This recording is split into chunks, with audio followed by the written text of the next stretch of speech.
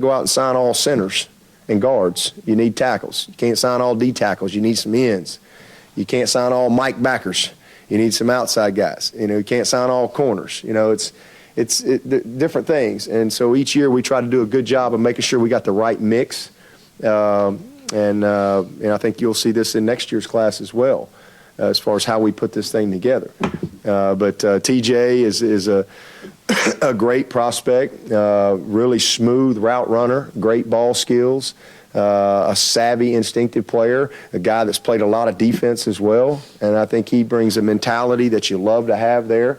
Cornell Powell is freaky, just physically. He is physically just a freaky guy.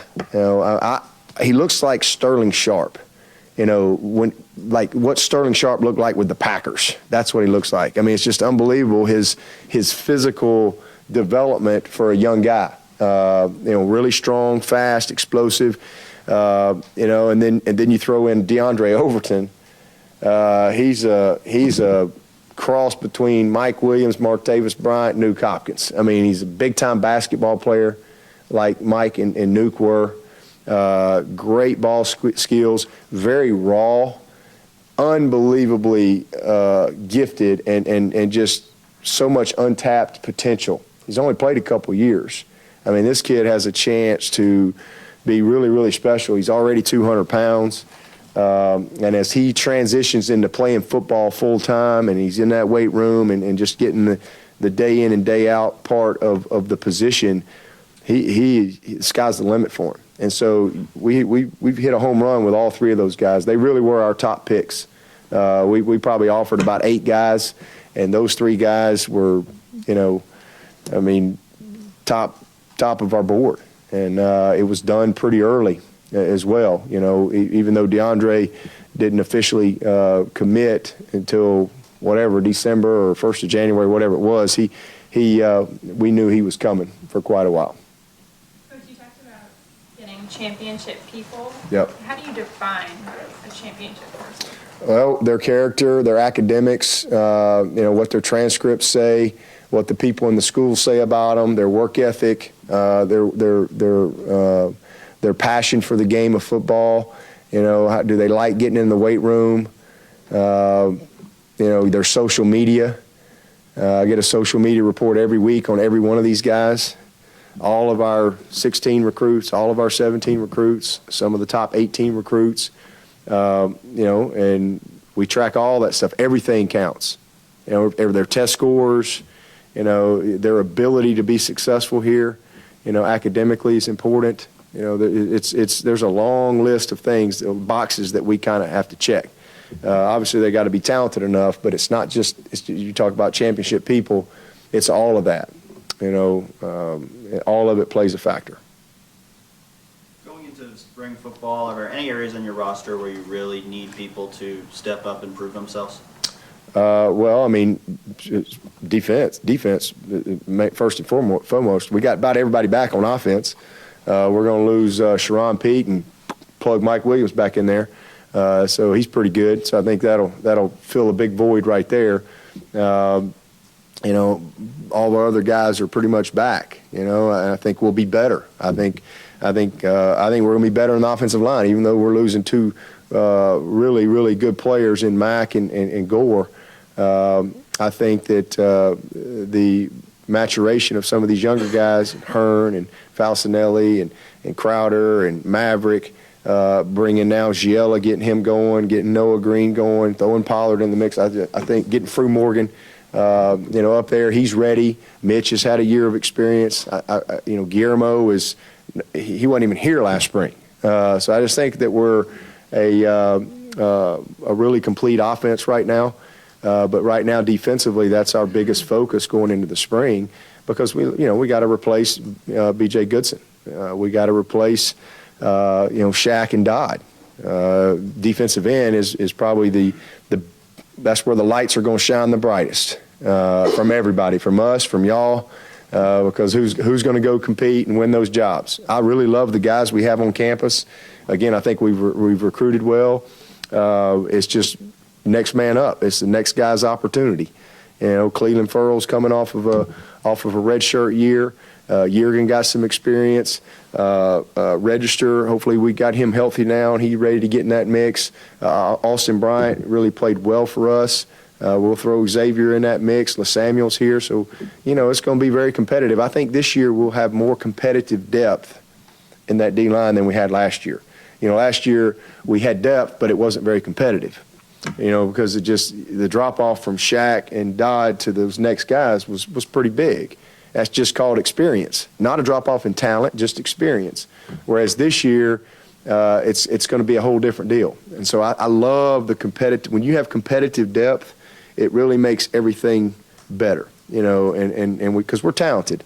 And then obviously we got to figure out the secondary situation. I think we've got some really big getting Cordray back, and you look at our corner situation. Love Mark Fields, Adrian Baker, Marcus Edmond, Ryan Carter. Those are guys. Chalmers. These are guys that I think are all on their way to being good players. And I think you start with Jadar and Van at safety, and we'll see where the rest of the guys are. So we got a good group. Anxious to see those backers step up. We've got a bunch of guys that got some experience last year. Same thing. We had a lot of drop-off from the experience of BJ and Ben to the total lack of experience with Kalen and Kendall or Jalen and Kendall and JD and Judah. All those guys. Nobody really had any experience, and now all that'll be different this year. So that competitive depth, and then you throw in Shaq and Trey Lamar, get Skowski in this summer. I think it's a really good situation, but we've got the most holes on defense. Coach, would it be possible to get a commitment from you today if you were in the national championship game next year, you might find a pair of matching pants to go with that jacket? That'd be great with me. You could talk me into it. That'd be just fine. No problem. Wait a minute. Might be a little hot in Tampa, though. Dabo,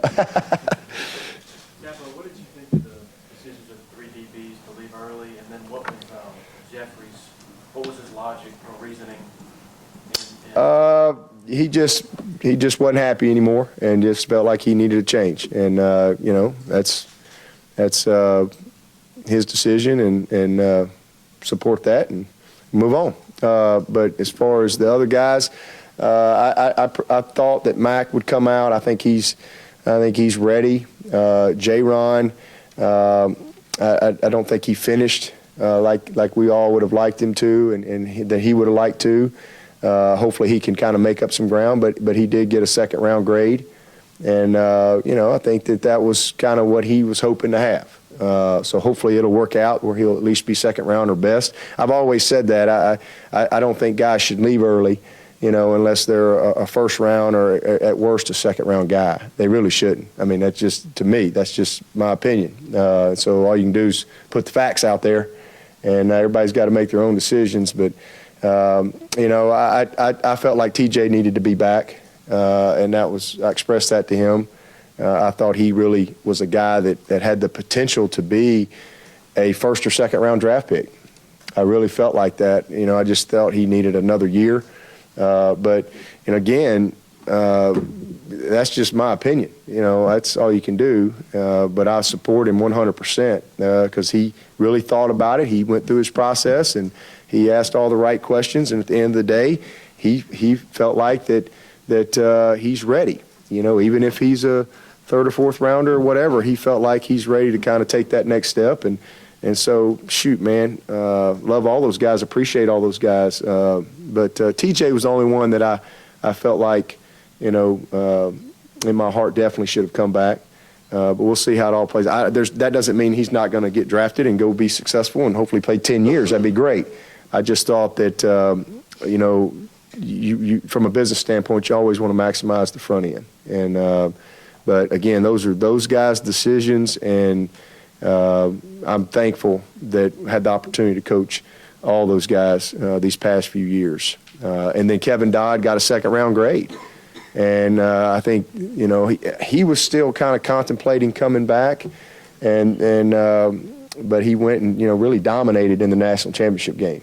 I mean, just dominated the game. And I think, with his performance in that game, he's put his best foot forward. I think he solidified himself as at least a second rounder with the chance to maybe move up. So really happy for those guys that they're getting a chance to achieve their dream. Has Mike Williams been fully cleared? Yeah, I think he's back doing everything. We're not going to tackle him this spring, but we're going to do some throw and catch and all that. He looks good. Can you talk about your red shirts from last year's class and who stood out to you coming into this year? The red shirts from last year, you have to throw some names at me. Anybody specific you want to talk about? Muse, I thought he got better all throughout the season. He was a guy when he came in fall camp. I thought, that's until you start coaching guys, you don't know how they're going to transition mentally, physically, kind of put it all together. That's what I was saying. Kevin Dodd's. We're sitting here talking about Kevin Dodd, all right, who was a third teamer last year. He was third team. Played 92 snaps. Yeah, played 92 snaps as a fourth-year guy out of high school. This was his actually fifth year out of high school because he prep schooled a year. And now we're talking about him being a second or first-round draft pick.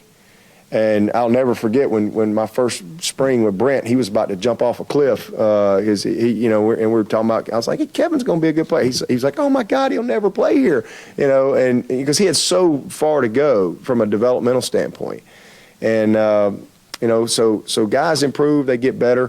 And he was one of those guys that I thought did just that. And so they're not all ready as freshmen. They don't all just pop out of a box and no assembly required, Sammy Watkins, here I am. That's just not reality.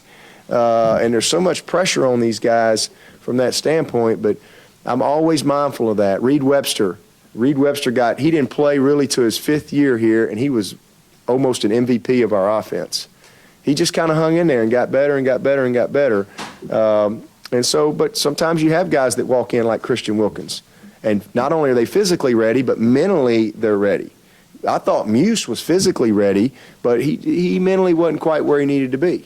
And so when you're not quite confident like you need to be, you don't play as fast. But I saw that throughout this fall. I saw him just kind of, that swagger kind of getting in his stride again. But this kid can fly. He can run, and he is physical. And so he's one of those guys that I can't wait to see this spring. It's a big spring. He's going to get a ton of opportunity. And, he'll get all the installation again for the second time. And so hopefully it'll be a little smoother transition for him. All right, let's bring Brandon up. Thank you, Coach. Okay, thank y'all. Thanks, Coach.